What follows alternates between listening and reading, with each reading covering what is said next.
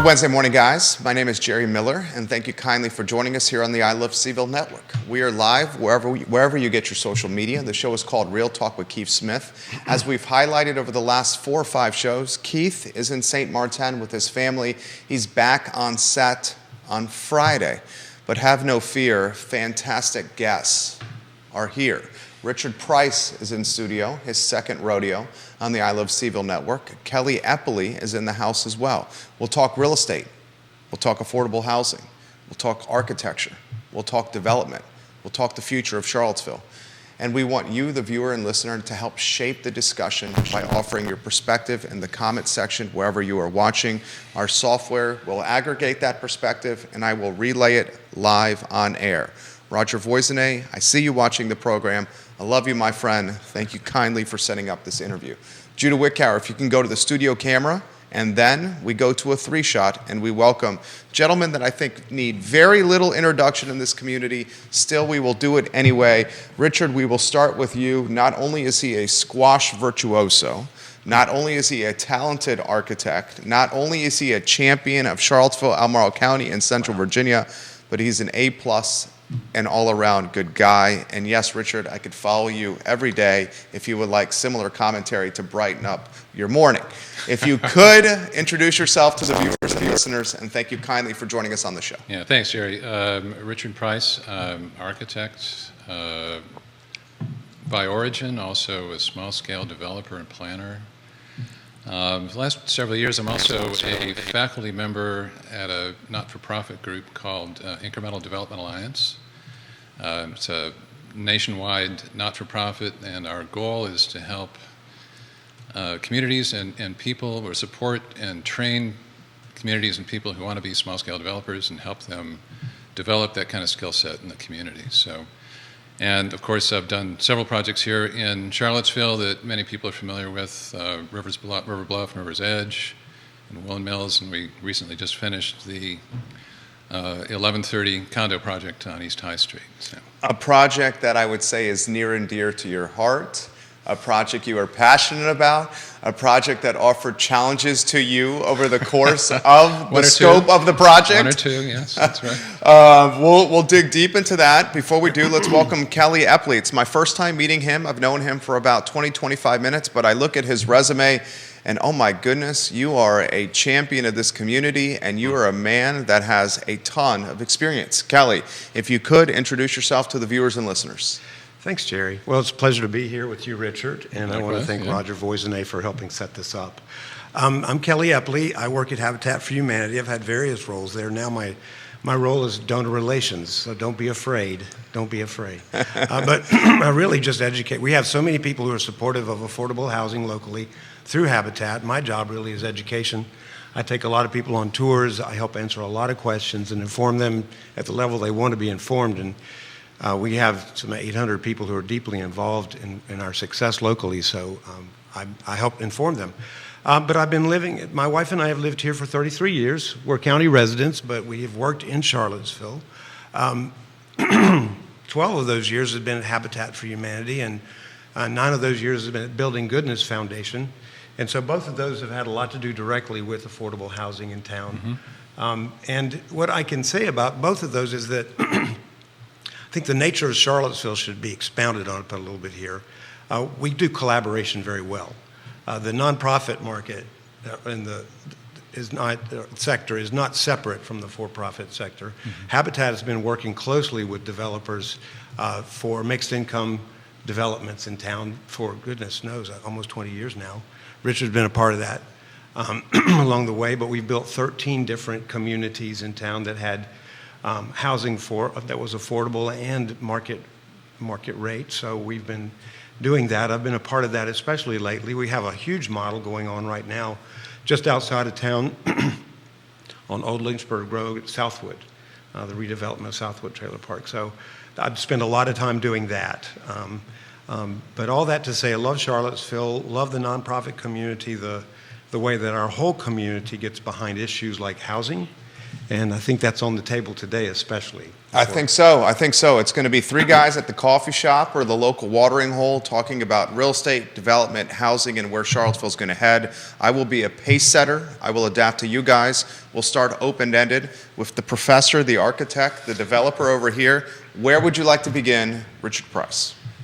Well, we had talked about starting with lessons learned from the 1130 condo project. And if you don't know the project, it's I think the images, the first couple images there will show us that project. It's on East High Street. It's a 12-unit infill condominium project. Mixed income to the degree I could do that as a for-profit developer, and that's Kelly. We can talk about the limitations of what you can do as a for-profit developer. And we had a few challenges with that. Some of them of my own making, frankly. Some were just taking a lot more time than I think was really necessary to get entitlements on a project that was supposed to be by right. And I've had some great response, great feedback. A lot of folks have said that's the kind of infill and redevelopment that we really need here in Charlottesville, which I think is great. I think that's probably right. And I did have several conversations about the project with the planning director here, James Freese, who's been leading the new zoning ordinance, and several of the concerns I had.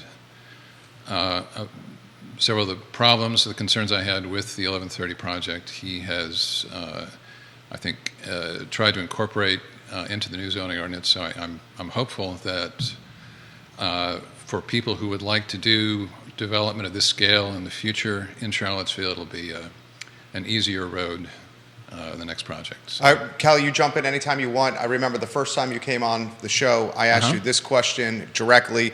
Would you do the 1130 condominiums again if you knew what you knew today? I think your answer back then was no. I'm going to ask you that question again.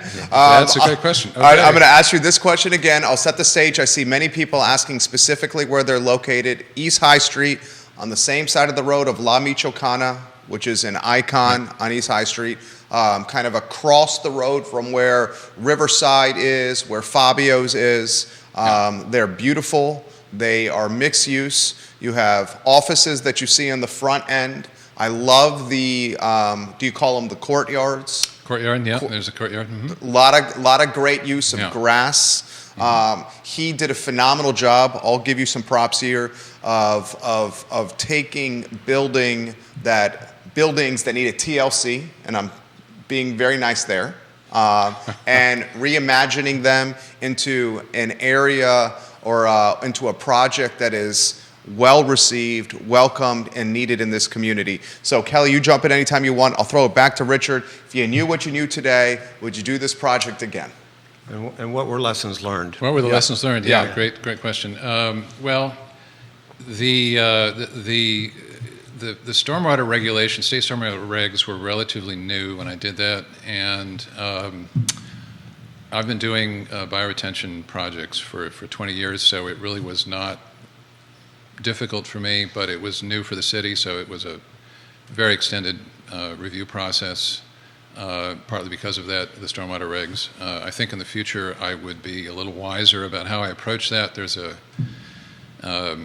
alternative ways of doing that might have made my life a little easier if I had pursued those patterns for 1130. The big issue for me, though, was because of economics, I needed to sell those units. It needed to be a condo project. There was no way I could do work of that quality as a rental project in this market.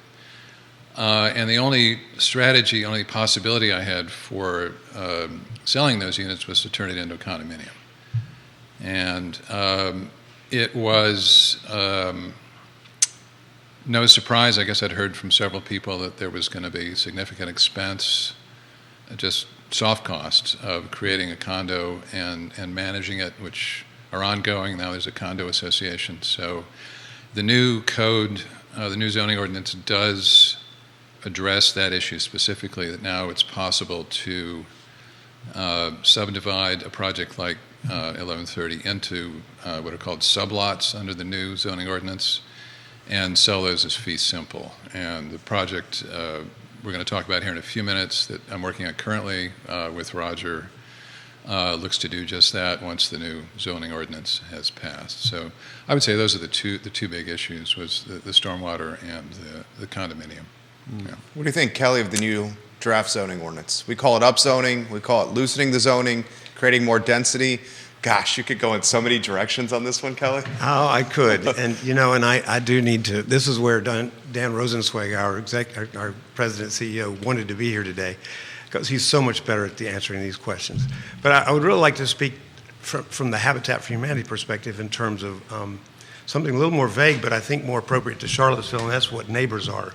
A lot of times we think, when we start talking about increase in density, we automatically think, oh my goodness, there's a little bit of a fear factor on how many people are going to be there, what's the density on it, and what kind of people are going to move into these sort of houses. And that's what I bring to this table, especially, is knowledge of hundreds of our Habitat families who are really hardworking family. And to speak a little bit to the whole definition of what workforce housing is, it's a little unfair because a lot of people who make 60 or 40% of area median income have two jobs. Right. I mean, they're working hard and raising kids and in our schools. And so they are people who want to be a part of the home ownership pie as well and be in the affordable housing. And frankly, I would want some of these people, especially most of them, to be my neighbors. So when we think about increase in density, an increase in housing affordability and availability, we really need to humanize it a little bit more. We need to start thinking about people who are our neighbors, who already live with us and are a big part of our economy. Yeah. So I think that's what I can bring to the table. To make more space, make more affordability, and some creativity. Excuse me. Some creativity to the table as we move forward.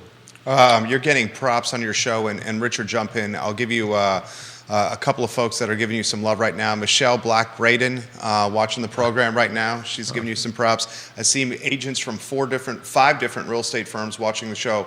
Juan Sarmiento, welcome to the program. Stephen Bernard, welcome to the program. A couple of real estate investors watching the show. Betsy Nugent, watching the program. Aaron King, hello and welcome to the show. Richard, upzoning. Where do you want to go on that one? Well, 1130 was, I think, a classic example of the 1130 condos of upzoning. It was that in the existing code we have now that was permitted. So I guess there's a lot of the upzoning question for me is about fear of the unknown, and I've seen this throughout my career. And, I get it. Change is scary. You never know. Not all change is good. Sometimes things happen that people don't like. But I guess I would argue we've had a lot of zingers under the current zoning. And I think what the new zoning will do is help to make the new development, new upzoning more consistent and more in character with existing neighborhoods.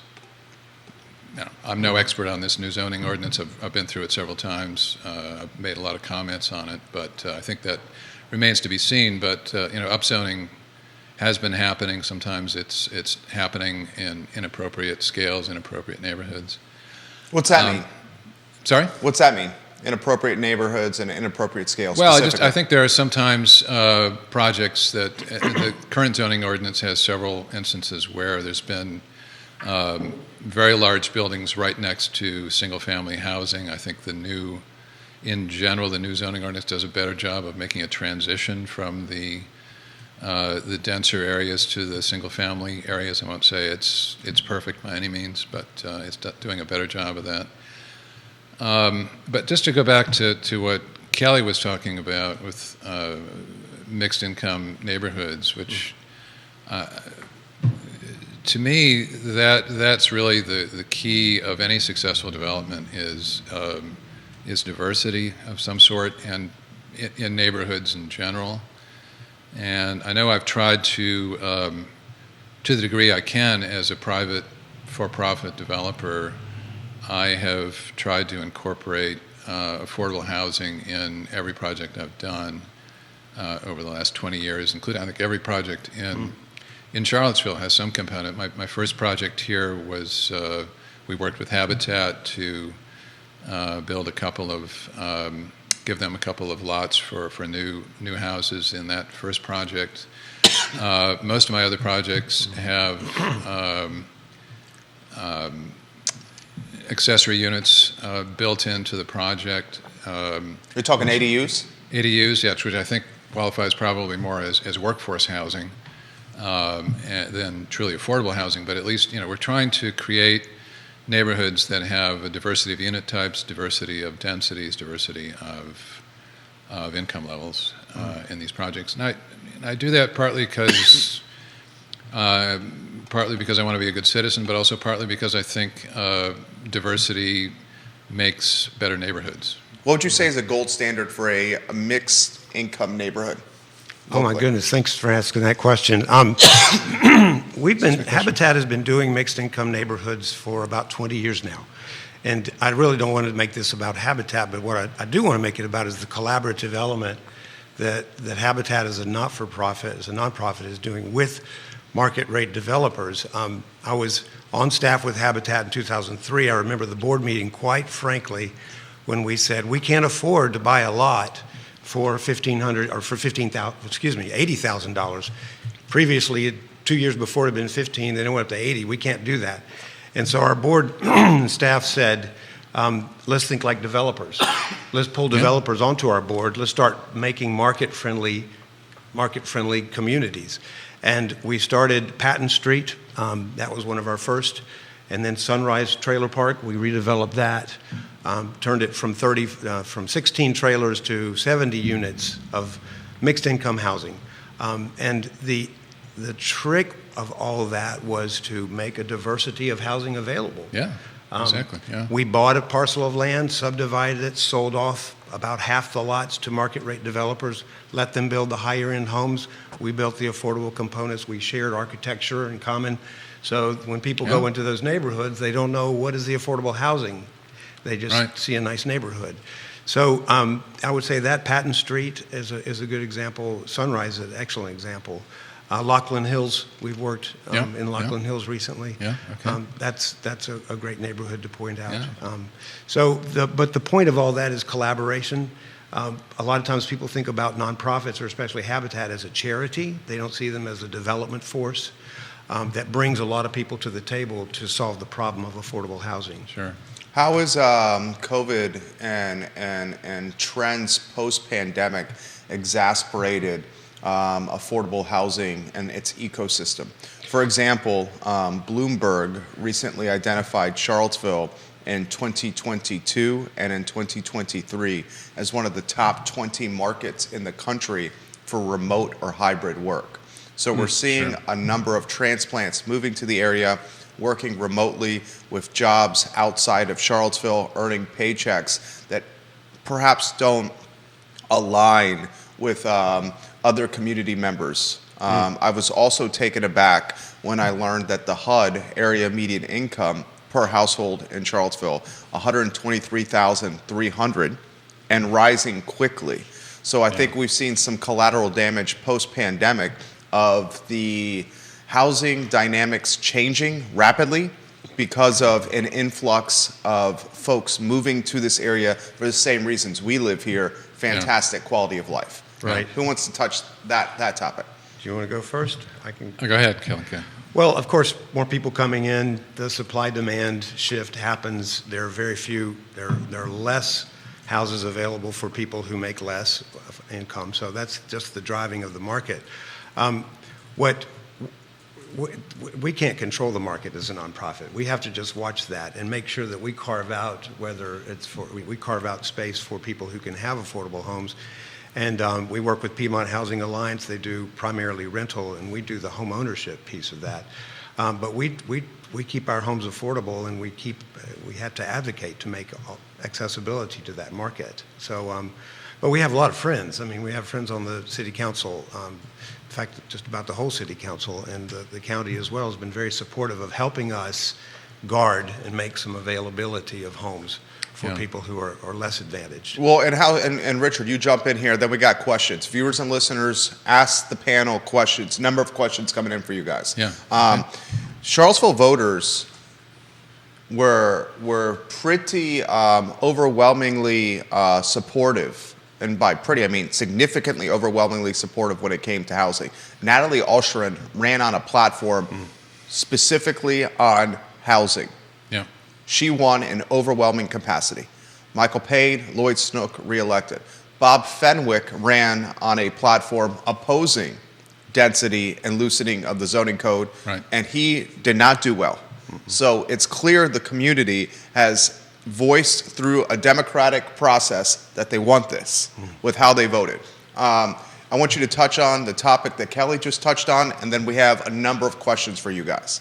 Yeah, great. Well, first of all, I can say, and Kelly and I just chatted about this before the show, that as a for-profit developer, I can do some things with kind of cross-subsidies, ADUs, that kind of thing, to create workforce housing, right? So, which is a very small part of the segment of the market that needs to be addressed here. And for-profit developers simply can't, without some kind of direct subsidy, simply can't provide affordable housing. It's just the economics don't work for that.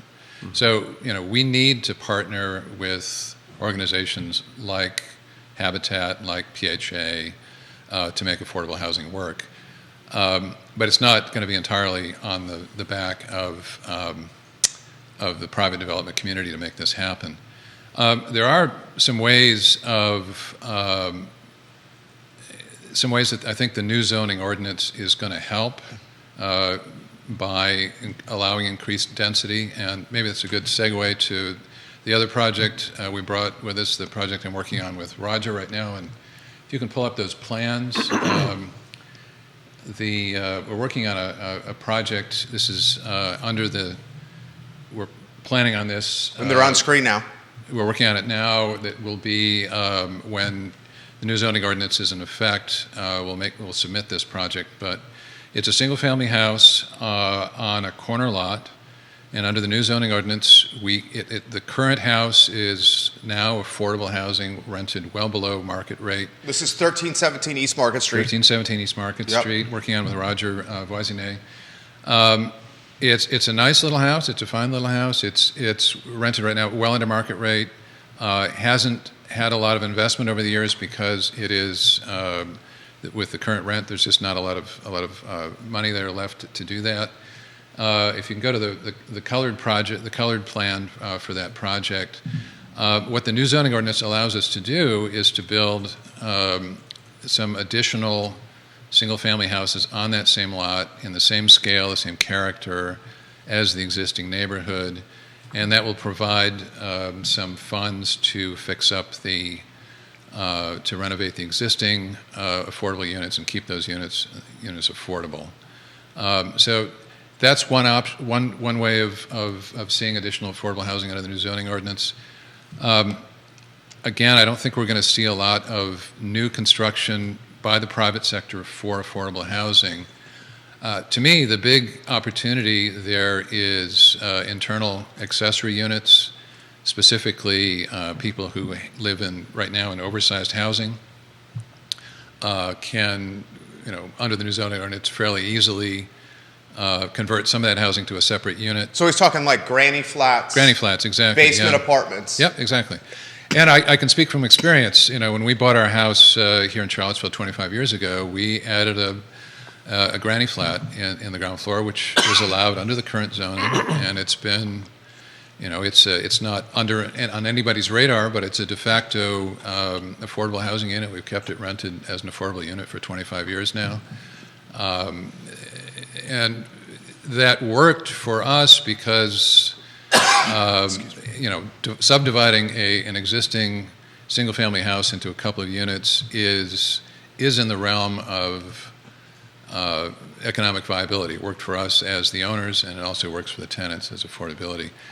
By contrast, I've done some work recently working with people who are interested in building a new accessory dwelling unit cottage in the backyard, and we're finding the construction costs of those are astronomical. Astronomical. It's just not going to work as affordable We're talking.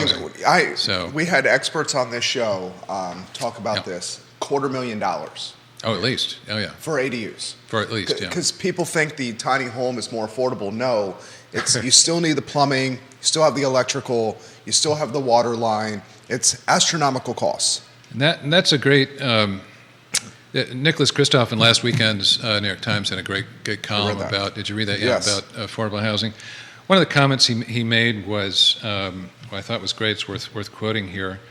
There's no one answer to America's housing crisis, but I'd like to see local governments experiment, by rewarding landlords for creating basement flats, taking in boarders, or creating rooming houses.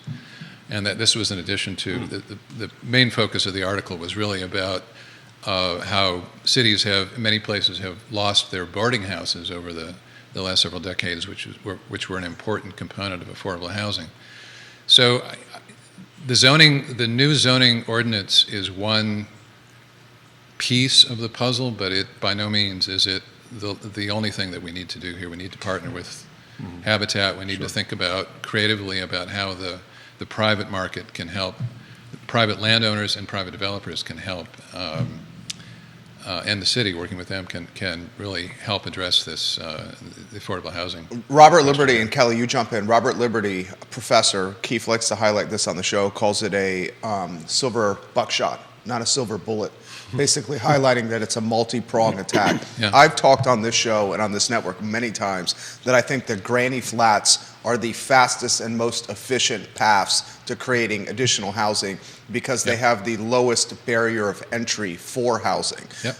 The idea of having cottages and ADUs and tiny homes in the backyards in Belmont and North Downtown, it is so cost concerning, and I just don't see in this interest rate environment people taking lines of credit on their house to go $300,000 in debt to create a cottage in their backyard to get return on investment that's going to happen when they've passed away and maybe may come when their children are in their middle age.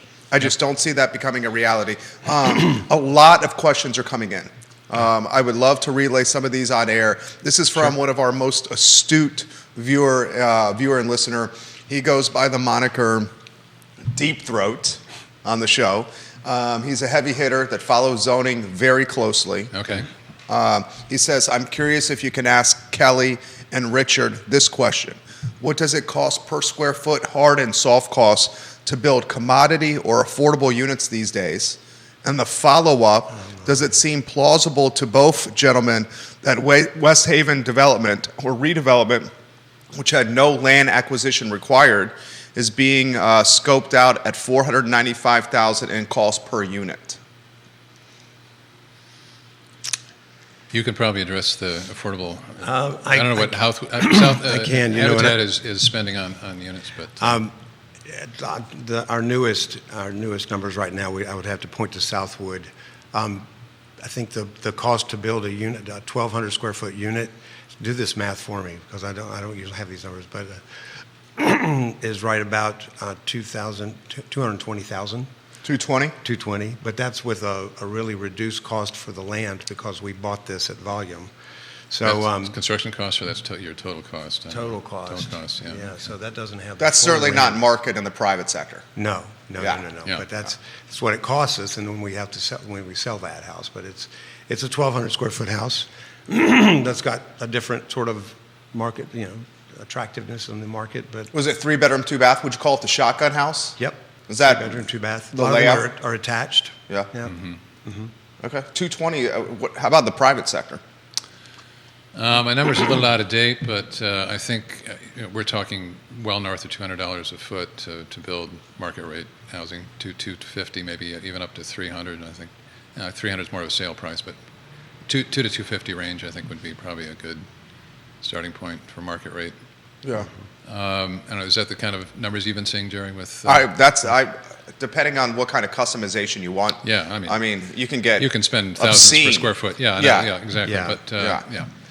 But I mean, to do basic market rate units, you're talking at least $200 a foot for construction costs these days, I think. You guys have 6 real estate firms watching you on the program right now. The mayor's watching you here. Board supervisor on the program right now. Electeds in multiple counties on the show. Viewers and listeners, let us know your comments. We'll relay them live on air. Land acquisition. This one's coming from Grayson in North Downtown. Can both gentlemen Great speak question. to land acquisition, the rising cost of land acquisition, and how it impacts the back of the napkin penciling of the business model for what they're doing? Richard is immediately nodding his head right now. Kelly, you can jump in. Richard, you jump in. I'll adapt to you guys. Well, yeah, I mean we both had headaches. And this is one of the things we discuss, and my side hustle at incremental development is there's really 2 kinds of markets. There are plenty of towns around the country that are not seeing enough development, and that becomes we've got to do this slowly and carefully, and we've got to make sure our ducks are all in line. The flip side of the market, like Charlottesville, when the market is hot, there is a lot of land speculation going on, very difficult to acquire property. I know Roger and I have been working on acquiring property for projects for a couple of years now. It's been very difficult, especially to acquire something at a reasonable price. So I would say that's going to be, it's definitely how would I say, it's going to have a chilling effect on development for developers to try to acquire property, and it's going to push developers to build bigger projects more quickly. So I think, definitely the question of how do we sort of break the back of the land speculation problem here is a great question. And Kelly, I don't know if you have some insight into that problem, but land is land. Land is land. It doesn't grow. It's a small pot. But we're very dependent on what the market does. We go about this 2 basic ways. One is when we can afford to purchase a piece of land, we subdivide it and we do a mixed income development, and that's what we do. But when we sell those lots, that really does help financially with the rest of the model, the financial model to build the affordable housing. The Southern Home Development should be mentioned there. They've been very helpful with us. Frank and Charlie? Yep, that's right. And also Atlantic Builders, they're new to town. And so we sell them lots that helps them with their challenge, and then we build a mixed income development. On the other end of that, I know that Dan Rosenzweig, he's always working, trying to find partners in the for-profit what we can bring to the table is a nonprofit proffer. The affordable housing proffer. We can build the affordable housing pieces of a community as they move forward, and so. But it's just extremely expensive, and I end up having to raise a lot of money to buy that land. So I know the price of that. We do have access to some state grants and federal grants to help us with the land costs, but that's what we have to piece together in our quilt of revenue streams to make that possible. So we're strapped. I mean, finding land in town is just right next to impossible. Impossible. Yeah. I mean, this is true of every community in the country that's got an affordable housing problem. That is, land acquisition is a big part of the issue. There have been some efforts in some communities. I'm not aware of any here in Charlottesville to do land banking, for example, but that really requires starting years before with acquiring land and holding it and releasing it in a subsidy or finding some direct subsidies to acquire land. That's one way the city could get involved. Part of this, I think, also is maybe it's a little bit about education. Jerry, maybe you would have some insight in this, but one of the things I find is a lot of landowners have a grossly inflated opinion of what their land is worth. Of course. I think they especially with upzoning on the horizon. Yeah, exactly. They start with the what's this land going to be worth once the development is done, and that's what the land's worth, and somebody has to come along and acquire that land and do a lot of work to make it worth that much money. So I think I'll play devil's advocate for the sake of a talk show. To the landowner's credit, or perhaps the foundation for their argument of land valuation, Yeah. Take Ix Park. I've said many times on the talk show, Ix Park might be the most primo piece of dirt from an upside standpoint in a 10.2 square mile city, Charlottesville. And I know the owners well. Alan Kajin listens to the talk show. Ludwig Kutner I see on the regular. Yep. These guys are being taxed on the potential of their dirt. Yep. They're not being taxed by the city on what the dirt is today. So from their standpoint, they have said, look, it's currently for sale. It's on the market. It's been on the market for a really long time. Yeah. The price is extremely high. Right, exactly. We all know this. Yeah. But to their point, they said we're being taxed on the potential and not what today's iteration is. Yeah. So I guess I'm just offering that for the dialogue to have the viewers and listeners understand their point of view of Sure. how they're offering valuation. Sure. This is coming to feed for both you guys. This is from Jennifer, and she is an investor. And she said the land and the properties that are in upzoning potential are being marketed today on what they can be tomorrow. And the price points reflect that. Do your panelists think that upzoning is going to make the land acquisition even more costly moving forward once this is greenlit, and can they unpack that for us? No doubt. No doubt. That's the downside of any upzoning. People are going to up their perception of what the land is worth based on the future value of that. So yeah, that's definitely an issue. Yeah. How's that I can't impact add you much- guys? I can't add much to that. I mean, this is true. That's what the market does.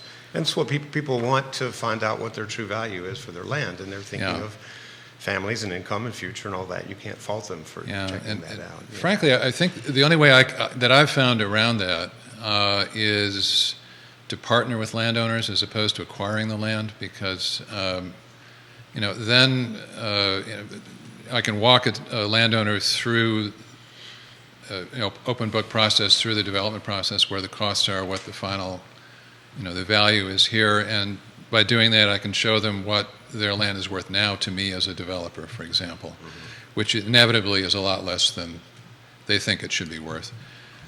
So really the way to unlock that value is to encourage landowners to partner with developers. That way, it's everybody's sharing on the rewards. Makes development easier when you don't have to start with acquisition. I'm sure that would be true for you as well. Have you done partnership deals with landowners? Has that ever worked with you? Yes, Dan Rosenzweig, he does that often. Yeah, we do partnership deals. Okay, so. How about this follow-up question? And this is a good one from Steven, who's in the real estate game. What's the role of Albemarle County and limiting the county to 5% of the total? I'll paraphrase for him. It might not be used in the right terms. Basically, Albemarle County, 5% of the entire county can be allocated for development. Much of Albemarle is limited in what can be done. What's Albemarle's role when it comes to perhaps alleviating the affordable housing crisis that we have? This is clearly a crisis. And then I'll add to this, to Stephen's comment, what's UVA's role? Because the University of Virginia continues to acquire through a foundation that's not paying taxes on it, taking real estate off the rolls, which is putting more financial burden on those of us that own real estate. We all do here. Basically making the area more expensive.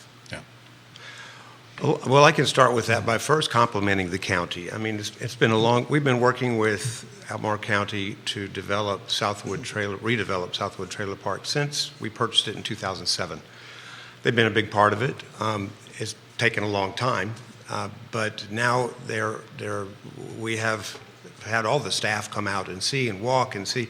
We have a great collaboration moving forward because they know this is a big piece of solving the affordable housing problem in the county. Not only is it helping, to evict, if it had been sold on the market, there would have been 350 people living in trailers that would have been evicted to find housing in the market or somewhere in the surrounding area. So that was one problem that they were trying to avoid. And the second was trying to increase the affordable housing stock in the market. So they've been working with us closely, and they've made it possible. One of the things that they've done, and there's so many things, but one of the things that they've done specifically is to allow us to do ADU construction. We build ADUs into our modeling out there. Some of the Habitat homeowners who already have businesses, and They need space to grow. We're able to build an auxiliary dwelling unit, call it, with a garage and a studio apartment above it. They can rent the apartment. It makes the whole model work. They can also use the garage for their business space.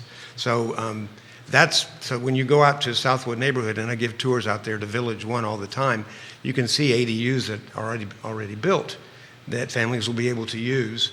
But the county made that possible. So they've already been flexing up some in order to develop this 5% of land that's available. I'll throw it to you. We've had multiple supervisors on the show, and I'll highlight Michael Guthrie and Neil Williamson watching the program. We love the Free Enterprise Forum sure. and what Neil does. I've had multiple supervisors sit in the seats that you're in. I'll highlight Diantha McKeel. We'll highlight Donna Price and Ned Galloway.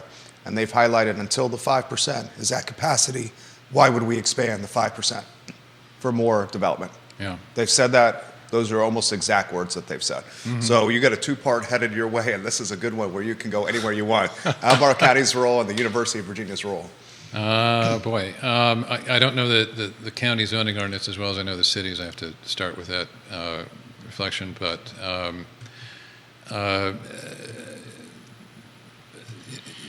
part of this is just, and I think that's behind Charlottesville's zoning ordinance reform, is kind of liberalizing or modernizing the zoning ordinance.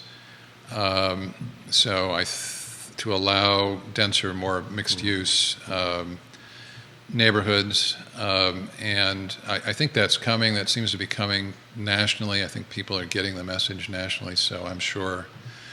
I have no doubt that Albemarle is looking at how they might be able to reform their zoning codes in some ways to help make that better. Yeah, I don't really know how to respond to the UVA thing. It's been interesting. I guess one of my observations about the housing situation here in Charlottesville is we seem to have, and Kelly, you might have better data than I do, but we seem to have already a very significant proportion of affordable housing in the city, but a lot of it's occupied by students.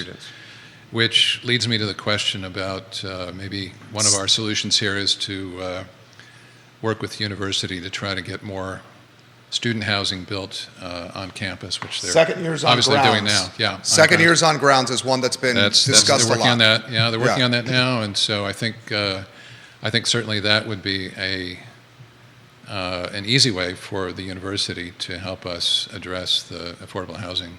You want to touch that, Callie? Question. Yeah, this has been the problem. If you live anywhere in town, you realize how many students are in the affordable housing. But I love the metaphor you mentioned on the silver shot, the silver blast. Silver buckshot. Silver buckshot, Yeah. that's great, because I think there are many different solutions to this. Yeah. I do know this, Jim Ryan, the current administration, and the Board of the Visitors, Board of Visitors, is more friendly now than any other administration towards affordable housing. They've done more. They pulled the community together 4 years ago, to talk about it, to isolate what are the biggest problems the community needs support from the university in, and affordable housing was top of the list. And they have made, I think there are 3 parcels that they are developing. The university will continue to own the land, but it will be affordable housing built there. Probably employees from the university will be living in that housing, most likely. That is a move that had never been done before. So that's using university land and resources to do that. So that's kudos to them. Second year housing would do an amazing thing. Thousands of thousands beds. of units would become available in the Charlottesville corridor. So I think that would be an incredible solution. But this is to give them credit where there's credit is due. They're considering this more than any other group. In the last 30 years that I've lived here, they've nodded their head in the direction of it, realized that they were part of the discussion, and part of I've been a part of 3 different large conversations for how they can be a part of the solution, but this has been the administration that's been the most supportive. Yeah. You guys want to highlight the role of transportation when it comes to housing and affordability? I've tried to champion this and keep this in the conversation. We can't have housing affordability without ubiquitous and approachable and reliable transportation. Amen. Yeah. And right now, and I'm not trying to throw shade, right now I think we can do much more when it comes to transportation for workforce and for those living well below AMI. Right. Yeah. I mean, you see this on High Street. There's a bus stop on High Street Yep. where it's a stick by a sidewalk that's overgrown with weeds. Yeah. Yep. It's not even protected from inclement weather. Yeah. And there's bus stops all over the area like that. Yep. I really appreciate you bringing this up, and I didn't Yeah. expect to come to the table with this conversation, but I have a special needs kid. She's 26. She lives in town. We've been fortunate to house her. She lives in a small duplex with a couple of other special need kids. And transportation is always the issue. I'm very grateful for Jaunt. Jaunt does an amazing job to offer her options to be able to get to work. She works at Kindness Cafe at the YMCA. Yeah. Wonderful nonprofit over there. Yeah. But catching the bus at appropriate time, it doesn't run as much as it should. She waits for a long time, and she's exposed to elements. And I mean, there's a lot to be said. I would say that many improvements could be done with CAT.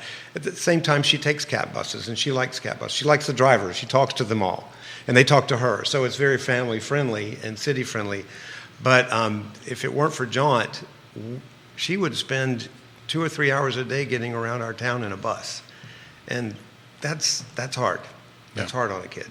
Appreciate you sharing that perspective. Richard, you want to touch this? And then I see half a dozen questions and comments for you guys on the feed right now. I mean, that's put on my old planning professor hat. This is planning 101 is transportation is absolutely key to any kind of urban development here. And, I've lived most of my adult life in large cities. I'm a big transit fan. I love doing that.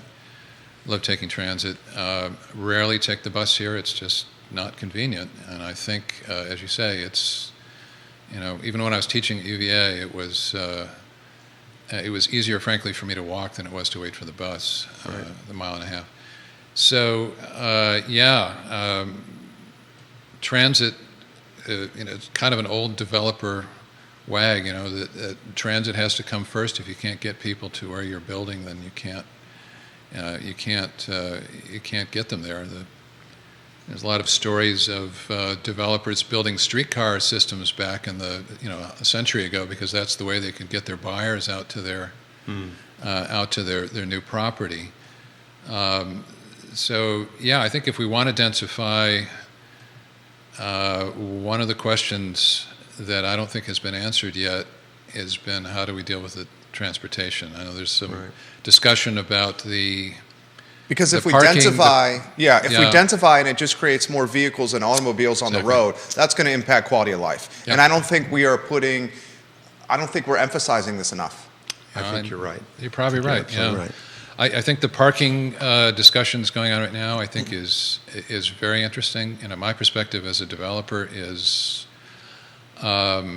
there is a lot of parking out there. It's just most of it's privately owned. I know High Street, for example, has 1 parking space per unit. It's kind of at the edge of what people would consider walkable to downtown Charlottesville, but I had a number of people in the real estate community convinced that the project was going to fail because I only had one space per unit. And yet I look around, there's on-street parking all over the place. There are empty parking lots next door. So there are ways of consolidating parking that will allow. There's no way I could have built the High Street project with 2 parking spaces per unit. It would not have worked. It would have been a much more suburban model. So I think if you want that kind of density, that kind of infill, then we're going to have to address parking in a different way besides mandatory minimum parking requirements. So you say eradicate the minimums altogether? Well, that's a good question. I think no smart developer is going to build units he can't sell. So, I mean, I would have been glad to build High Street with no parking at all if I thought I could have sold units with no parking. But I thought 1 unit 1 unit per unit was One space per unit? One space per unit was Yeah. doable, and it was. So, and it was a bit of a risk for me, but it worked. So I think, I think the more you can throw those decisions onto the developer, the better. But I think, my fallback in doing that was all these parking lots on adjacent property, and I knew I could, if I had to, I could make a deal with an adjoining property owner to get to lease some parking spaces on a even part-time of the day project. But by removing the requirements that I had to go through again a bunch of zoning hoops to get the city to approve that with 1 space per unit. But I think if I'd had that flexibility from the beginning, it would have made the job a lot easier. The city could support that too by, a lot of cities I would say have, let's call them parking czars, where you really try to bring more of these privately owned parking spaces into the public domain, so we don't have parking lots sitting empty for 3/4 of the day. Which we see all over West Main Street. All over Yeah. the city. Yeah. Yeah. And I get it. People want to be able to park near their business, but I think shared parking benefits everybody. I would argue. Yeah. I concur. I have this romantic, futuristic dream. Some have called it a fantasy of a robust gondola system with Charlottesville and Albemarle County. A gondola system connecting Pantops with UVA Health, 29 North with UVA Health, with the downtown mall, getting the vehicles off the road, almost like we see at like a ski resort. Granted, that would be obviously quite costly, but it would certainly be environmentally friendly. Yeah. I was just thinking of Santa Monica as an example, kind of another town. They also have a downtown, pedestrian mall, but they have a fairly sophisticated parking system there. You can get an app, and you can look on your app and figure out where parking is available. There's signs on the street that shows where parking is available. So you're basically highlighting a joint venture with local government and private business. Well, in the big picture of what can the city do to help affordable housing, I think that would be one thing they could really work on. That would make an impact. An immediate impact. It would help, yeah. No doubt about that. Questions. This is a good one, right up Kelly's alley here, from Laura, who's watching the program. She's watching north of town. How do we help Habitat Humanity with its goals? What are the next steps we need to do to get involved? Oh my goodness. Well, thanks for asking the question, Laura. Building homes is expensive. I should just say right off the top, donating to us is this time of year especially is very popular because there are tax advantages to that. But paying attention, actually, a large part of my job is taking interested people on tours and seeing what we do in town, and especially going to Southwood, where we have a very large mixed income development. I think I'll be talking more about this later. And this is a 125-acre development. Eventually, there will be more than 1,000 units on it. Half of those will be market rate. Half of them will be affordable. That'll take another 14 years to build out. So when people are really trying to think creatively about what can be done, that's a great place to go and exercise your mind to see what's already been happening. Yeah. Village 1 has 49 affordable units in it and 31 market rate units in it. Yep. And 20 of those are condos. So, and there's ADUs involved, so people can come and see that. We need help volunteering. We have a robust volunteer program where a lot of retired people come out and part of our midweek crew. I expect someday if I grow up and retire, I'm going to go out there once a week and bang nails with these guys and gals. There's volunteering on site. There's volunteering at the Habitat store.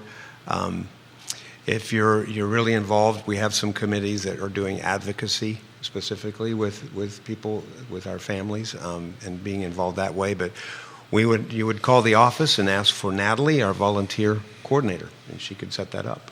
Fantastic. This has been there's more questions we'll get to, guys. We'll do this in rapid fire as we're an hour in. An hour flies by when you're talking about topics you're passionate about. Does anyone want to touch this topic that's come in, this question?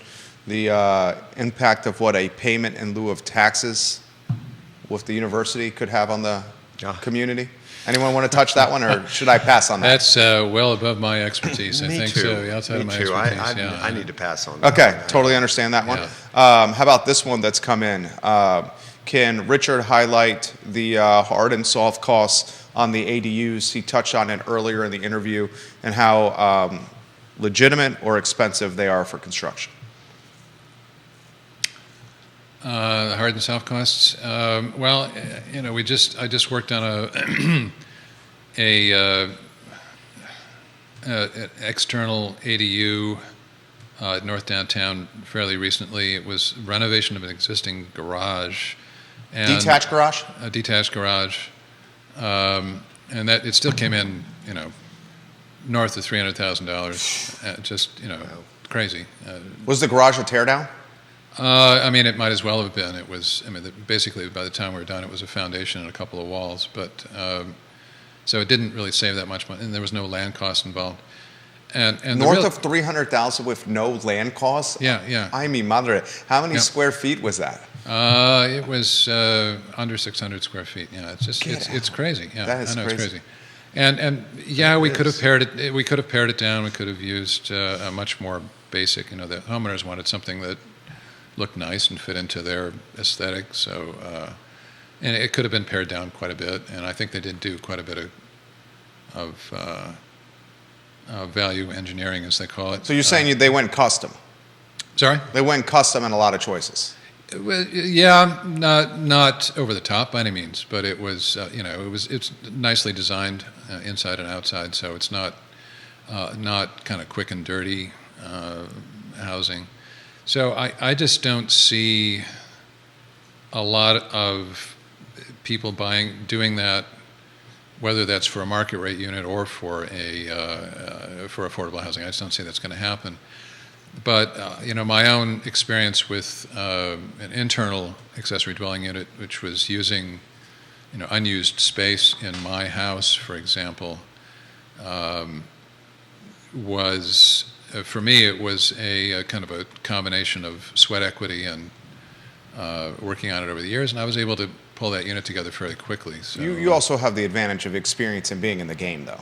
yeah. A lot of folks don't have that skill set. And again, I think that's one place where the city could, as Christoph was talking about last weekend, could really help here. I think any kind of development project like this, trying to create a granny flat in your own house, it's complicated. You got to figure out the financing, you got to figure out the design, you got to figure out construction. There's permitting involved. It's not something that the average homeowner has a lot of expertise on. So I think having some organization, whether that's the city or someone like PHA or Habitat, who could help homeowners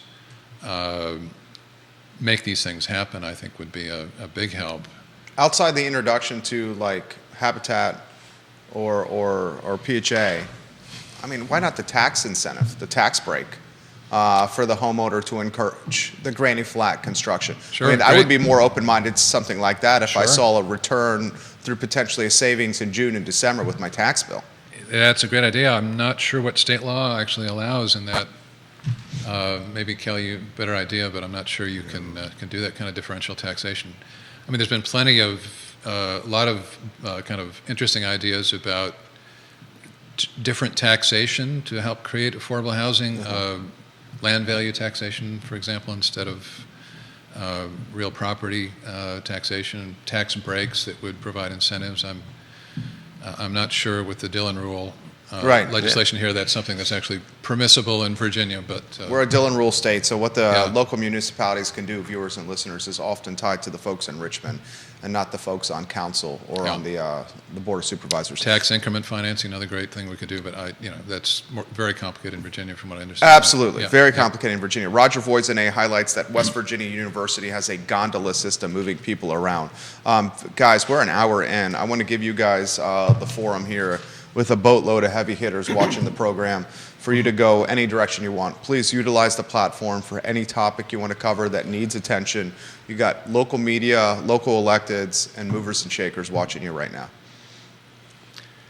You want me to go first? Go ahead. Well, I would focus on the collaboration that happens around a mixed income community that involves the market rate builders and nonprofit builders, whether it's Piedmont Housing Alliance or Habitat for Humanity. Yep. If we're really concerned about our neighbors and the total economic viability of our community, we really need to make way for people in the lower area median income levels to get a piece of the pie, to be able to get out of poverty, not just poverty, but good enough, build equity enough to be able to send their kids to school or retire. So we're talking about people in the 60% of the area, 40, 60, 80% of AMI, to make some options available. What we're doing in the mixed income model is exactly that. We're able to sell houses to people, bring them into a mortgage situation where they end up reducing the cost of their house by building it as well, working with us. They get educated in the whole process. This is an amazing revitalization of our community. Habitat's built more than 350 units in town now this way. It's awesome. So that's a plug to Habitat, because I think I've worked Habitat International. I've been around the country a lot. We have the leading Habitat affiliate in the country for innovation. We are known as the ones who can take a trailer park and redevelop it without evicting people and then build it into a mixed income neighborhood. That's layers of development and innovation. So we should be able to celebrate it in town. Charlottesville is a place where that sort of collaboration can happen. Yeah. And it happens best when we see each other as neighbors and not as the competitive piece of people who want to take away something from us. Yeah, so that's a great point. I think that's a place to start in this whole discussion about affordability, is see other people as someone who wants to be able to make a living and be a part of the American dream. Mixed income development is a big part of that, and I think we're able to do that. But we as nonprofit builders and mortgage holders need to be able to work with the market to do that and find people who are willing to see that we have a collaborative thing that adds value to the whole community. Well said, Kelly. Well, thanks. We give tours. We've been doing it for 20 years, so people have no idea until they go out, and I hear it every doggone time. I take people out to see Southwood. They go, we had no idea it could work. Had no idea it could work. Yep. So I invite people who are in decision-making places and have resources to come and get educated. It's not a fundraising pitch. It's just a come get educated pitch. Yep. So we offer that. Probably your turn, Richard. Well done, Kelly. That was good hosting right there. I like that. Thank you. We tried to. We're going to invite you back here. Yeah, good. I've heard a lot of concern about the new zoning ordinance. A lot of people are scared about it. I get it. Change is scary, but we've got a lot of problems with the current zoning ordinance that are. I hope this new zoning ordinance will address a lot of them. And just speaking from experience, the collaboration model, I share Kelly's feelings that mixed income neighborhoods are important. And I've had several discussions with Habitat about partnering on projects. We haven't found the right one to do yet. And Habitat's one organization with limited capacity, so they can't solve every affordable housing problem in town here. No. But every discussion usually revolves around a piece of land. A piece of land, what do we do exactly. With that? Yeah. How do we make this work? Yeah. I've done mixed income communities. They work economically. They work as neighborhoods. River Bluff, River's Edge, High Street are all mixed income units. There's some tricks to doing that, but I've never heard someone say, the affordable housing and ruined this project, Richard. That's not what happens. These things need to be built as part of the overall vision. And I think last time I was here, Jerry, I made a comment that Bob Pinio had mentioned to me that one of the keys here with this new code is it's very design-centric in the sense that it's possible, even under this new zoning ordinance, to do something really bad. It's certainly possible under our current zoning ordinance to do something really bad. I think key to the success of this zoning ordinance or any kind of zoning ordinance or redevelopment effort is going to be kind of thoughtful, creative solutions to these problems. And that I'm not trying to plug the architecture profession here necessarily, but I think we do need to be a little bit more creative about design and come up with some creative solutions that will allow us to densify in a way that fits in with the existing community, fits in with the way people would like their neighborhoods to evolve. I think the reaction I've had from the High Street project for me was very encouraging. It's like, people want this, so great. It took a lot of design thought to come up with that solution, and I don't think that new infill development is easy. It's more complicated, and it needs some creative thought and creative thinking and partnerships with other organizations to make those projects successful. So You guys are fantastic on the talk show. Make my job easy. Well, good. This is what I do for a living. I Great. enjoyed talking with. Didn't know what to expect, but Well, thank did you have fun? You've made it easy. Did you have fun? Good. We had for those that are asking, and I see a lot of you asking the question. The show will be archived on realtalkwithkeithsmith.com and on ilovecville.com. Will be archived wherever you get your podcasting and social media content. So basically everywhere. If you open up your phone, you'll find it. These guys are great. I think they're committed to moving the community in a better and more positive place. This is what we do know. The city is 10.2 square miles, and 53% of housing in the city is R1, single-family detached housing.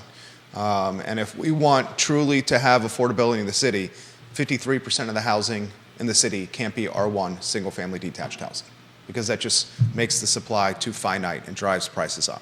We'll continue the real estate chatter on our flagship show, the I Love CVille show at 12:30 p.m. We have Hillary Murray, who is the head of the Lewis Mountain Neighborhood Association. And what we'll talk about at 12:30 is a 10-story, 130-foot tall, 242-unit apartment building, potentially at the site of the Truist Bank building on Ivy Road. You can understand that those in the Lewis Mountain neighborhood are a bit, and I'm choosing my words carefully, frustrated that a 10-story, 130-foot tall, 242-unit apartment building is on the cusp, potentially, of development. We'll hear it from the Lewis Mountain side at 12:30 p.m. For Richard and Kelly and our producer, Judah Wickower, my name is Jerry Miller. Thank you kindly for joining us. Take care. That was excellent. He's going to tell us when the